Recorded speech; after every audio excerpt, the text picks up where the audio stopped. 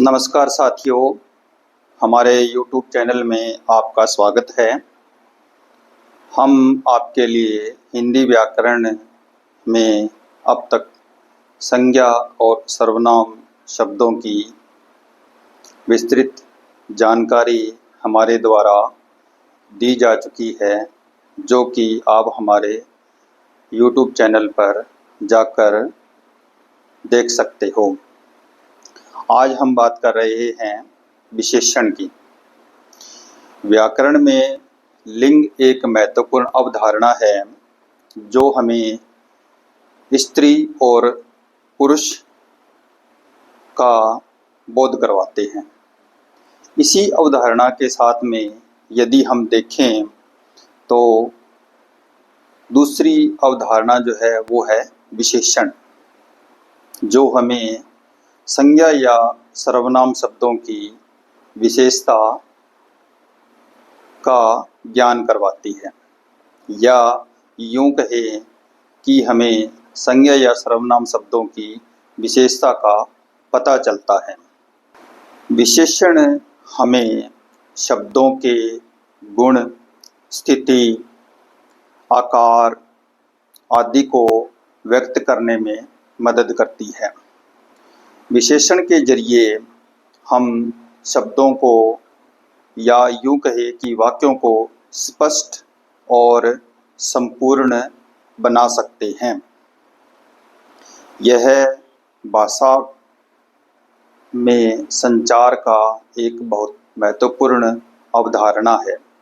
अक्सर लेखक जो है किसी भी कविता को, लेख को, यात्रा वृत्तांत को, संस्मरण को जब वो लिखता है तो विशेषण शब्दों का इस्तेमाल बहुत अधिक करता है।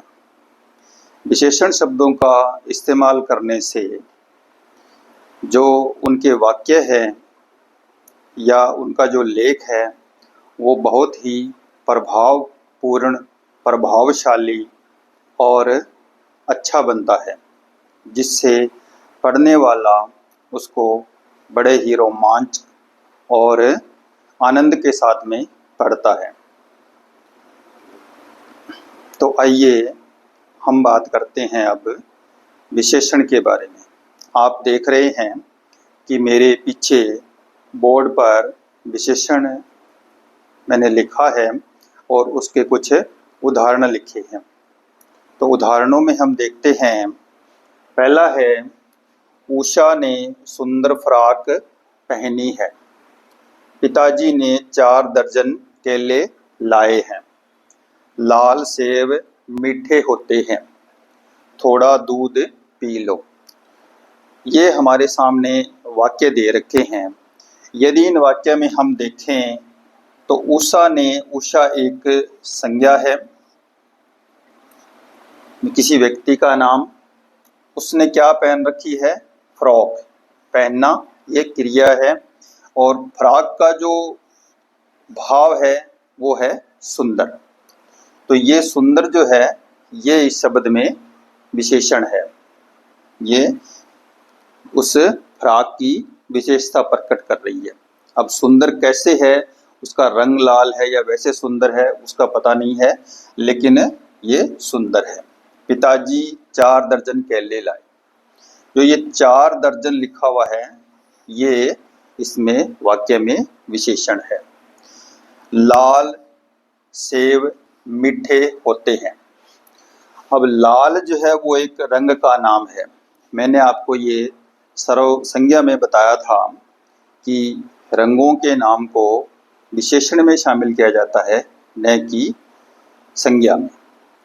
सेब लाल है और क्या होते हैं? मीठे होते हैं। जो मीठा है ये इसमें विशेषण है। थोड़ा दूध पी लो। दूध की मात्रा इसमें कोई निश्चित नहीं दी हुई, लेकिन थोड़ा, तो ये जो थोड़ा शब्द है ये इसमें विशेषण है। तो देखिए, सुंदर, 4 दर्जन, मीठे, थोड़ा। उक्त जो शब्द है वो विशेषण है।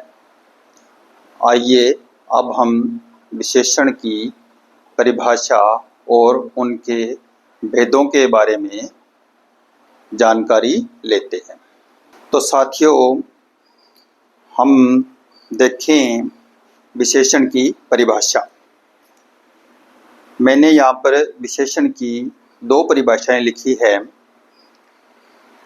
पहली है, जो शब्द संज्ञा या सर्वनाम की विशेषता, गुण, दोष, संख्या, परिमाण, रंग, आकार और दशा आदि का बोध करवाते हैं या उनकी विशेषता बताते हैं, उन्हें विशेषण कहते हैं।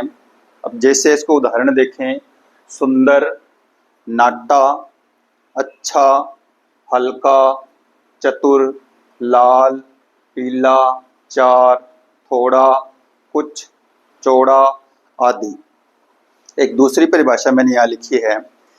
ये परिभाषा जो है अक्सर हम कक्षाओं के जो बच्चे होते हैं, कक्षा 3 से लेकर 8 तक, उनको ये लिखवाई जाती है। यदि आपके बच्चे भी छोटी क्लासों में पढ़ रहे हैं तो आप हमारे चैनल के माध्यम से उनको इसके बारे में आप बता सकते हैं। जो शब्द संज्ञा या सर्वनाम की विशेषता बताते हैं उन्हें विशेषण कहते हैं, जैसे बुरा, भारी, दो, लंबा आदि। ये इसके उदाहरण है। अब आइए बात करते हैं विशेषण के भेद। विशेषण के 4 भेद होते हैं। विशेषण के 4 भेद होते हैं। पहला है गुणवाचक विशेषण, संख्यावाचक विशेषण, संकेतवाचक विशेषण और परिमाणवाचक विशेषण। संकेतवाचक विशेषण को सार्वनामिक विशेषण भी कहते हैं।